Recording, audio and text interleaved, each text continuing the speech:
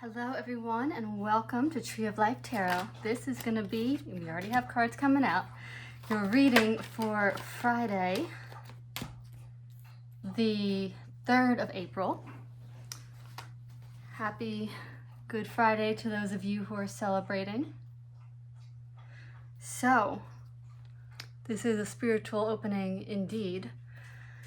We have the Four of Swords with the Knight of Cups.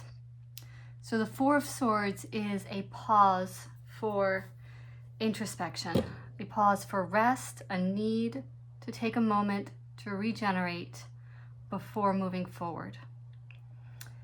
And this is almost, I am reading this a little bit sequentially. Sometimes the energy is combined.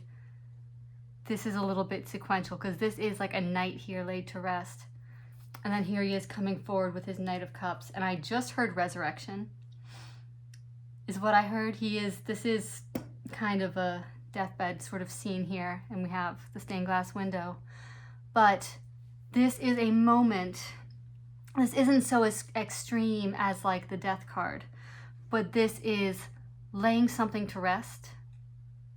Allowing what is left undone, whatever for the moment to be, so that this necessary transformation through rest can take place, so that there is something to offer going forward. And this rejuvenation is going to allow this knight to reconnect with his heart and move forward from that place of generosity and love. We have our High Priestess here as well on the bottom, which speaks to the spiritual element. It speaks to spiritual mysteries always, and is often a card of silence and reflection. She's got her Torah there. She holds the mysteries. She holds the wisdom. And by pausing and resting here in this sacred space, allowing something to pass, he is being initiated in this mystery of the Knight of Cups is one who leads from the heart. So there is I'd say death and resurrection in the miniature that is initiating this new heartfelt movement forward. Four of Pentacles. I feel like this has been an entire season of, this one's talking to me. An entire season of the Four of Pentacles, and there's the Eight of Pentacles. Both of these cards have been very prominent over the last month or so. There's our Tower. Okay, two more for this set. We've got the Wheel of Fortune. So this is some strong energy. Here's our last one. Six of Cups. Bottom of the deck, the Moon. And this Moon coming out right here for me is re-emphasizing the High Priestess card. She was on the bottom of the deck initially. Now we have the Moon on the bottom of the deck. These are both cards that can speak to the sign of Cancer and Pisces. They are journeys into the unknown and into the mysteries. So this is double confirmation that what we're dealing with here is an initiation into the unseen, an initiation into those subconscious, unconscious realms, sort of the hidden things. It's that kind of, there's this phrase, the dazzling darkness, where in that darkness, in that mystery space, when we enter into what might feel like the void, we actually discover an entire ecosystem of aliveness. And so having gone through this rest period, this dream time, I mean, dreams are so powerful and so guiding and spiritual and transformative for us. So it's like through a dream, and maybe you have a dream. Be alert to your dreams this week and in this period, or whenever this video finds you. This may be a dream that initiates this Knight of Cups movement. Because this is a sense of how you move forward, where we move forward. And this is moving forward from having tapped into the unconscious or the subconscious.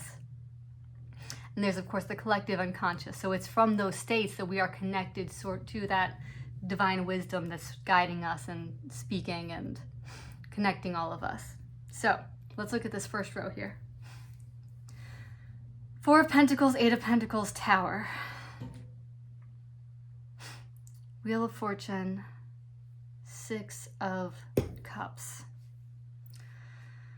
So these Pentacles cards have featured very prominently lately. This has come through a lot as holding on too tight to what was, but also with a mind towards foundations, which is not a bad thing. And with that foundation in mind, this Eight of Pentacles here is learning his own process. Learning his own process of creation. And when he masters this process, he becomes his own foundation. There's not a need to cling to this, to cling to what's already there, to the way it's already been done, because he is now learning his own process, and that mastery is going to carry him through wherever he goes. Now, and again, don't mind the gender. I'm just reading what's depicted. The Tower here, so something coming down, a sudden and unexpected change, and also what's depicted in this card with the crown blowing off the top there. The crown is the head, our mind, sort of the seat of consciousness and conscious awareness, and it's ideas. That's what's housed in our minds. So this is the destruction of an old idea. And perhaps through this process of learning and of self-mastery and of mastering of one's own processes, of learning these processes, because now we are talking about learning and mastering those deep hidden mystery processes. That may cause a tower. It may cause, this could be a sudden spiritual awakening of realizing the scripts you've been running are actually leading to a dead end and are actually not life-serving. And so those old ideas are dying and crumbling very quickly, those ways of doing things, which is not a bad thing. This is not a bad card. It just speaks to the change, and all change is a little bit difficult. It's disorienting. How we move through it determines whether it's necessarily difficult or not, that we may experience it that way. So coming to the Wheel of Fortune, when this Tower happens, you know, it initiates that change. This causes the wheel to spin, moves into a new season and into a new cycle. And then where does it kind of spin into? Our Six of Cups here. It's a card of reciprocity. It's a return to innocence here, very much so. So there's a certain message here about, you know, looking into, you know, what created that aliveness and that love in you as a child, because this is sort of a card of nostalgia and returning to childhood. But it's different from the Two of Cups, but it is reciprocity. It is a flowing back and forth. And it is an offering. And, you know, you can almost see our young sir making an offering of a cup to this young lady. This is almost like this Knight of Cups here has reclaimed this aspect of himself. He has remembered through his rest, through his transformation, what it was to make this offer, what it was to have this childlike innocence that allows him to be in relationship and that allows him to express his heart and to be, you know, this is of service, not just to the girl here, but, you know, how positive is this character in any given situation? Someone who can give like that, who knows they have enough. The opposite of our Four of Pentacles here, who believes there's not enough. He has all of this around him to give. He's not worried about it. So this is, going through this process brings back, and we can have childlike innocence as adults. Innocence is not the same thing as ignorance. It is not naivete. There's a quote that I received from Clarissa Pinkola Estes, who is a wonderful writer and storyteller, if anyone knows her or wants to look into her. But there's a saying she quoted that says, "Ignorance is knowing nothing and being attracted to the good. Innocence is knowing everything and still being attracted to the good. So we can reclaim that no matter what we've been through, and realizing that is actually a viable way of being in this world. Cynicism, we think we grow up and get so jaded and tough and, the negative equals realistic. It does not have to be that way. Positive is realistic too. And so, this process allows the reclamation of that innocence in its more mature form. This Knight of Cups is a much more mature version of our young man in the Six of Cups here. I hope that makes sense. Let's see what else we've got. Oh, okay. We've got Six of Swords, so moving on to calmer waters. This one wants to come out. Our Hierophant. So traditional structures, strength, beautiful. No. Okay, Five of Wands. So competing energies. I actually love that Five of Wands underneath the Wheel of Fortune, because that is sort of what happens as the wheels turn. Oh, there's our bottom of the deck, Ten of Cups, ultimate emotional fulfillment. And maybe this is what he's questing for. It's a very worthy thing to be questing for. Absolutely. Okay, so Four of Pentacles clarified by the Six of Swords. So moving on from this, realizing this can speak to moving on from a loss. So there could have been a loss of stability or a loss of kind of a sadness that this Four of Pentacles did not bring to fruition what it, what that clinging and overly focused on security was intended to bring. And so having been disappointed, we're now moving forward. Okay, Eight of Pentacles clarified by the Hierophant.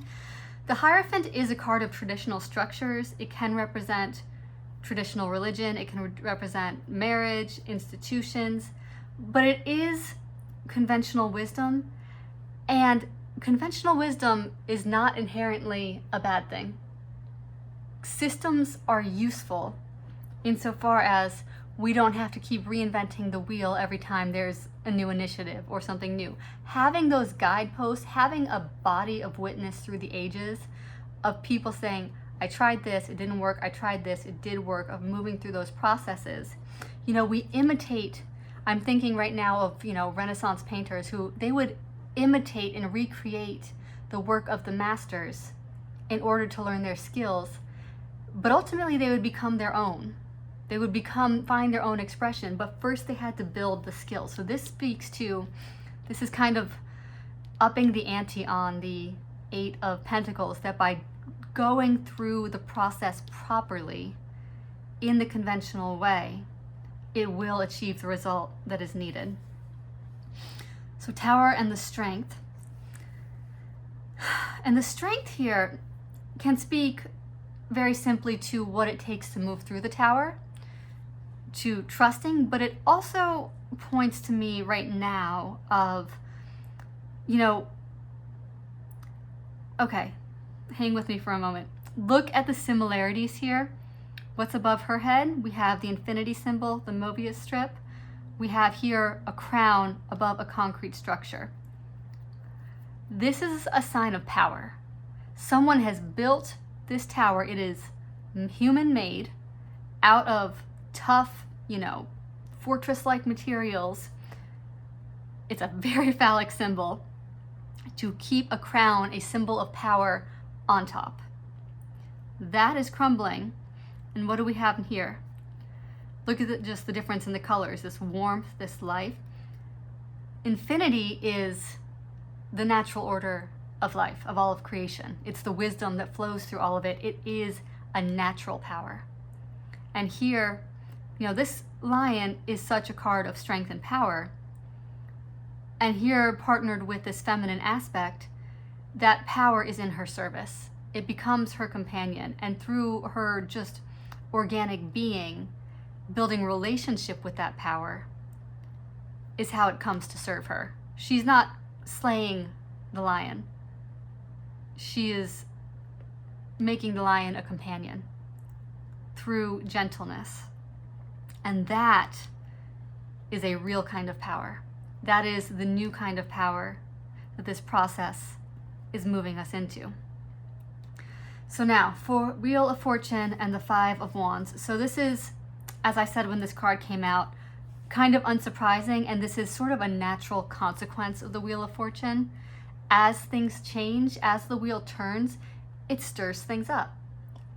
It just kind of mixes things a bit. What was fixed and stable because of the turning is now just kind of being broken loose a bit, being shaken loose. And there's a desire, number one, it's a natural instinct in everyone when things are starting to shake up to try to reestablish control, to want to kind of get a sense of feeling on top of things again. So that certainly is what this speaks to.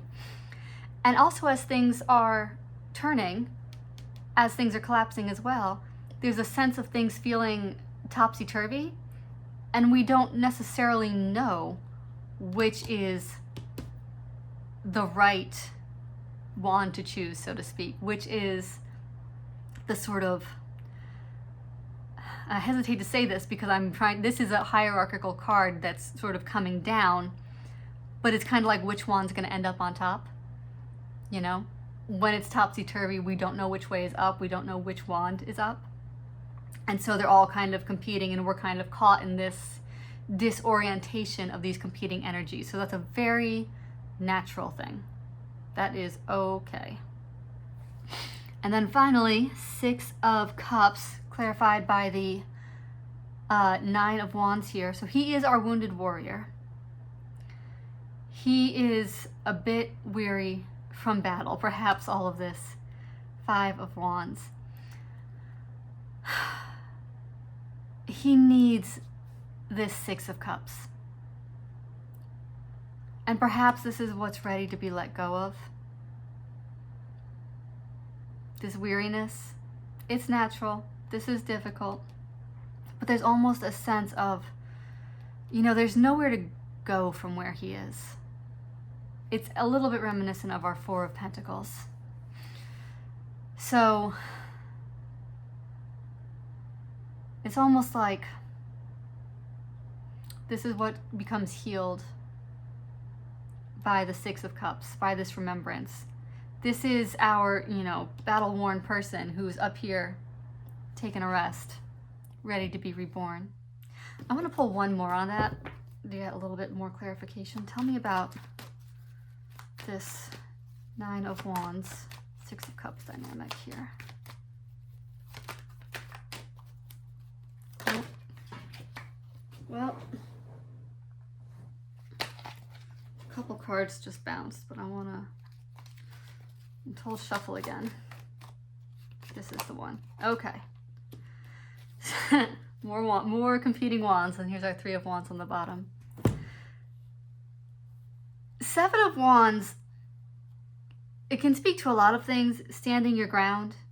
You know, notice how similar these cards are. I mean, it's really just kind of reinforcement here. This is a positive challenge, though. So the message here, I'm going to pull two more cards, is, you know, and the other thing, I heard a really good interpretation of this card recently about lovers. Let me cover them up so I don't get in trouble. I also saw the Two of Cups when I was, and more sevens. Sorry, I'm shuffling and talking at the same time. This is like climbing the ladder. This is ambition. And ambition has gotten this guy wounded. Lovers here is just like our amplification of our Six of Cups here. Notice 6 and 6. So these are like, and notice the similarities because these guys are like in a garden, and this is sort of the restoration of the garden here, the sort of in the, you know, biblical, mythological sense. So this is that, what happened when Adam and Eve were cast out of the garden? They lost their innocence. Here we have a return to innocence, and this is a restoration to that innocence as well. So again, we're just amplifying sort of what I already said. And finishing with our 7 of Cups here, there's a choice to be made. Which cup are you going to choose? And sometimes this can be the dreaded cups of confusion, but I'm actually not getting that energy here. This is just saying to me, once you choose the cups, once you regain the innocence, there are then many more choices available. This guy sees so many possibilities, which our other characters do not. So, no matter who you are, where you are, how much life is thrown at you, our return to innocence is always available, and it is clearly available right now. So I would invite you to explore that. All right, I hope this had something helpful for you, and I will talk to you in the next video. Take care.